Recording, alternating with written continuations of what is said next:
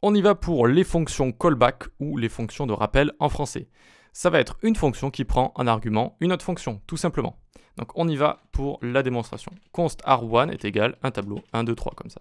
Ok, parfait. On a envie de se créer une fonction, donc on va l'appeler fonction foo, voilà, parce que j'ai pas d'idée, et on va lui passer en paramètre un tableau, d'accord, en premier paramètre, et une fonction callback en second paramètre. Cette fonction va nous servir à donc prendre un tableau et effectuer des actions dessus avec une fonction callback, et de retourner un nouveau tableau avec les nouvelles valeurs en fait. Et si vous trouvez que ça ressemble à une fonction déjà existante en JavaScript, oui, c'est la méthode map. Donc ici on fait const newArr est égal un tableau vide.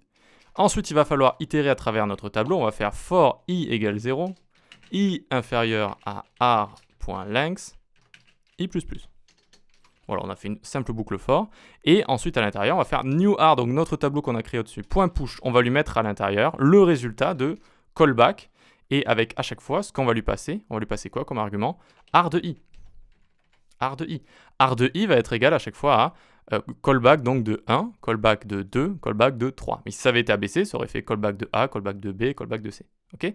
Parfait, et maintenant on veut retourner ce nouveau tableau avec les valeurs qui ont été modifiées comme ça, où on a effectué une action dessus. Donc on fait new arr comme ça, parfait. Et maintenant on n'a plus qu'à se faire const résultat par exemple est égal foo de quoi donc? Il faut lui passer en premier, pour correspondre à ce paramètre ici, un tableau, arr de 1 ici, parfait. Et ensuite, il faut venir créer comme ça notre fonction callback. Et donc regardez, je vais utiliser une fonction fléchée ici parce que c'est plus pratique, la syntaxe est un peu plus élégante.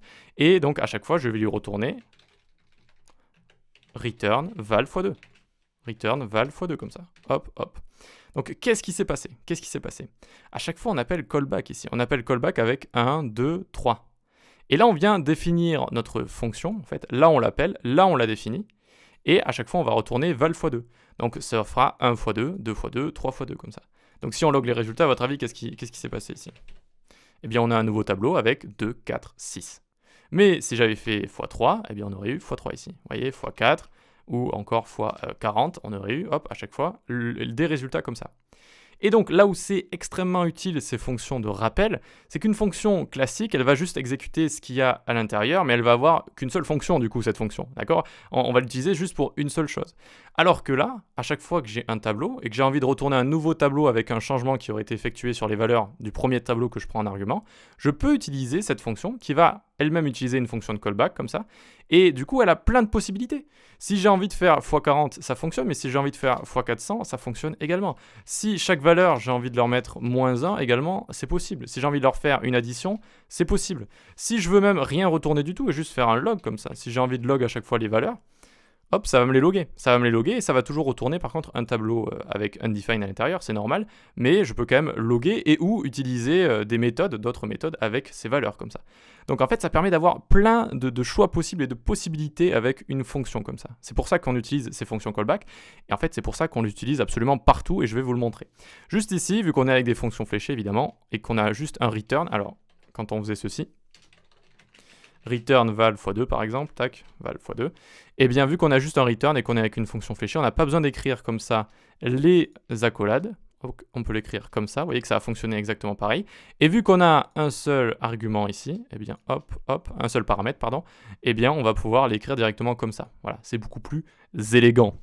Très bien, parfait. Maintenant, où utilise-t-on ces fonctions callback? Eh bien déjà, la fonction qu'on vient de créer juste ici, c'est la même chose que la méthode map en JavaScript. Elle va faire exactement la même chose. Et je vais vous le prouver, regardez. On peut loguer comme ça ici, arr1.map, et je vais carrément copier ça.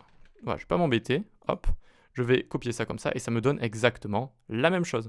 C'est juste qu'ici, on l'a appelé un petit peu différemment. Pourquoi? Parce que les tableaux, en fait, sont des objets un peu spéciaux. Ce sont des objets, mais avec des méthodes spéciales qui vont nous permettre de les utiliser en fait beaucoup plus facilement. Il y a la méthode map, il y a la méthode filter, il y a la méthode sort, etc., etc.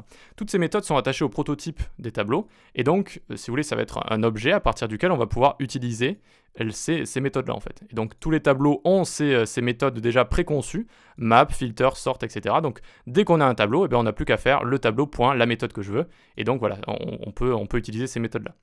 Et donc map utilise une fonction de rappel, mais aussi toutes les autres que je vous ai citées, toutes les méthodes de tableau, ou quasiment toutes, eh bien, utilisent comme ça des fonctions de rappel.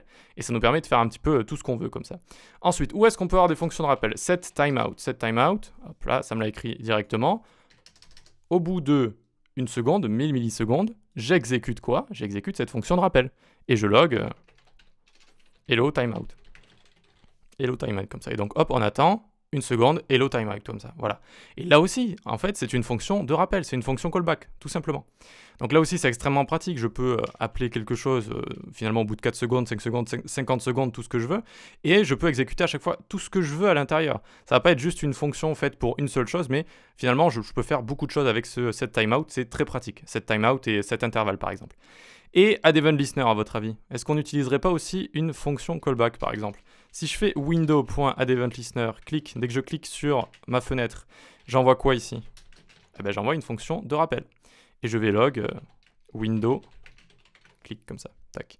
Et attention, alors d'abord on va avoir notre hello timeout ici au bout de 4 secondes, voilà, nickel.